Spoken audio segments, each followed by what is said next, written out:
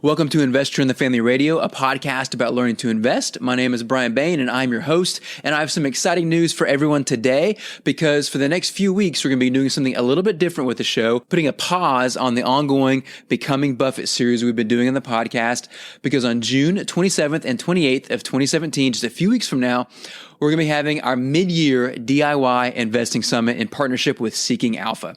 And it's going to be an exciting summit. We're going to have a lot of some of my favorite investors from Seeking Alpha are going to be a part of this summit, and we're going to have all kinds of topics, everything from what their favorite picks are, specific favorite investments are going forward from here, how they're shaping their portfolio for the second half of 2017, how they're hedging their portfolio in light of markets being at all-time highs, as well as how they go about identifying major trends and how do they identify companies to invest in, how do they research them, how do they make buy and sell decisions, all that stuff and more. So I hope you enjoy this preview of the DIY Investing Summit, and you can register for the summit for free at DIYinvestingsummit.com. That's DIYinvestingsummit.com for your free registration.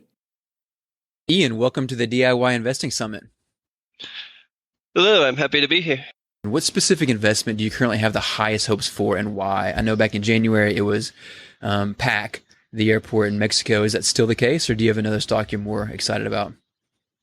How would you define highest expectations? Like highest percentage gain or highest probability of making money? Or Great exactly? question, and I'm going to put it back on you. Like for you, like how do you define that? Like what stock right now are you most enthusiastic or hopeful for in terms of its future performance? Yeah, I would say the stock I'm buying most aggressively at the moment is Hormel Foods, ticker HRL. And it's never going to be the stock that goes up the most in somebody's portfolio in any given year. However, the odds of making money are extremely high. And like at worst, it could fall 10 or 12% from where it's trading now, barring a market plunge everywhere. But it's just it's like you're risking 1 unit to get 5 units of reward with a high probability of it paying off. Sure. And so it may only be a 30% gain over the next 2 years, but I have a very high confidence that I will get that gain, and so I can take a big position. Well, 10% a year is not bad. No, plus a dividend. Yeah. Tell me this. I know in the past you've mentioned, it's been a while since we talked about this, but you mentioned companies like Apple and Gilead were not companies that you were excited about, or you're actually bullish on months and months ago. I'm not saying right now.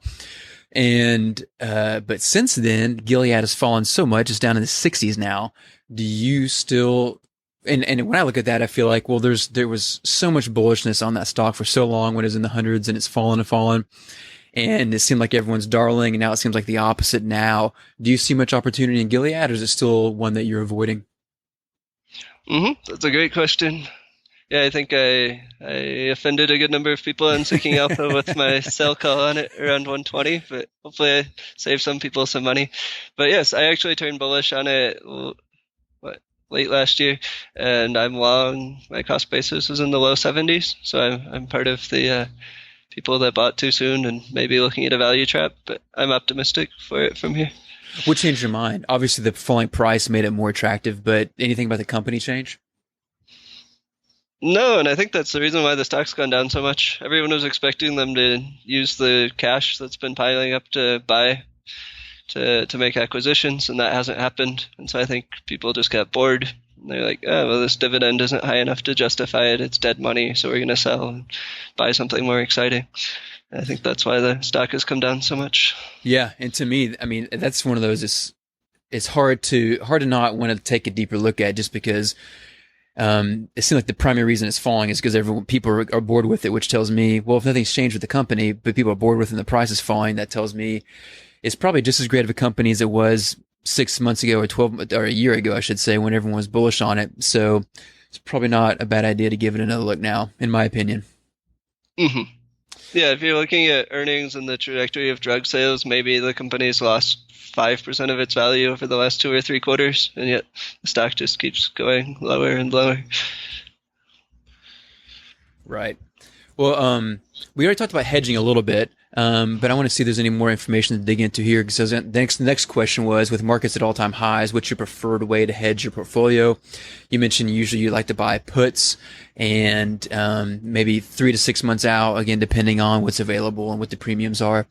And is that you typically buy puts on SPY, or tell me about what you like to look for to buy puts on? Yeah, sometimes I buy puts on SPY or on QQQ and the NASDAQ ETF. I have some more specific strategies related to volatility, but they're rather complicated, so I don't want to go into too much detail here. But I think index puts work in most cases, and also I'll short stuff that is tied to something that I'm long. Like if I'm long, I was heavily long Colombia in 2015, so I went short Brazil to hedge it because they tend to trade together.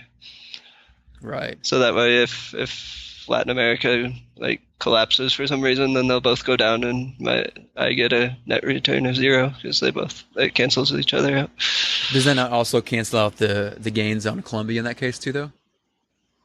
It has the potential to do that. But that's where the thesis needs to be right, that something positive is going to happen with whatever it is that you're long.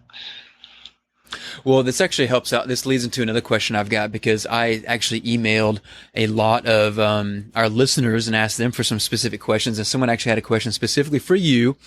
And they asked, and we've already kind of addressed this first piece, what is your strategy for another market crash?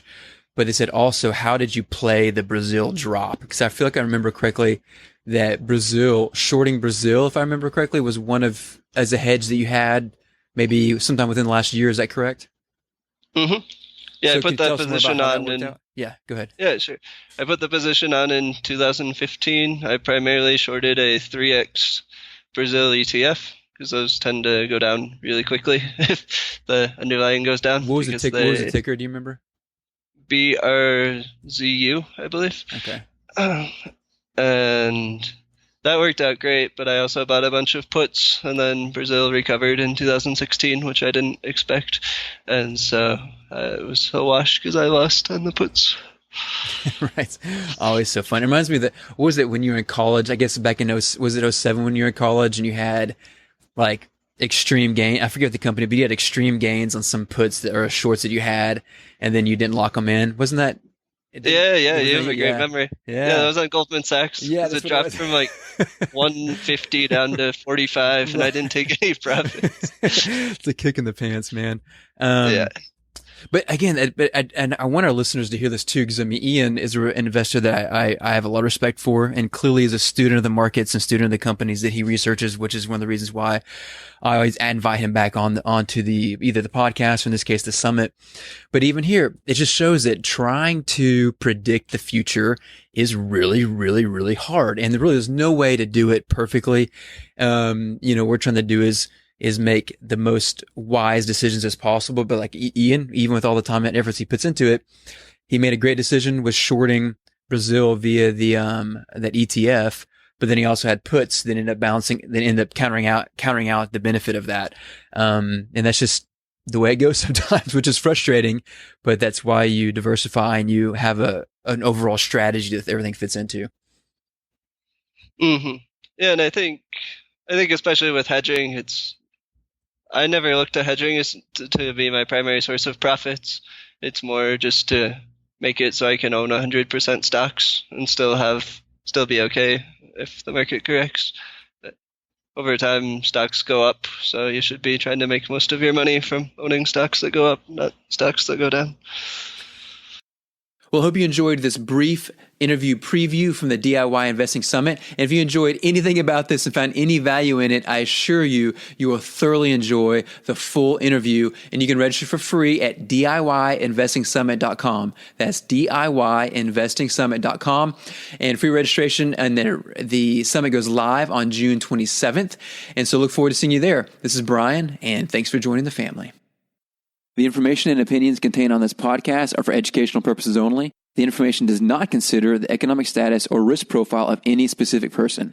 The information and opinions expressed should not be construed as investment trading advice and does not constitute an offer or an invitation to make an offer to buy and sell securities.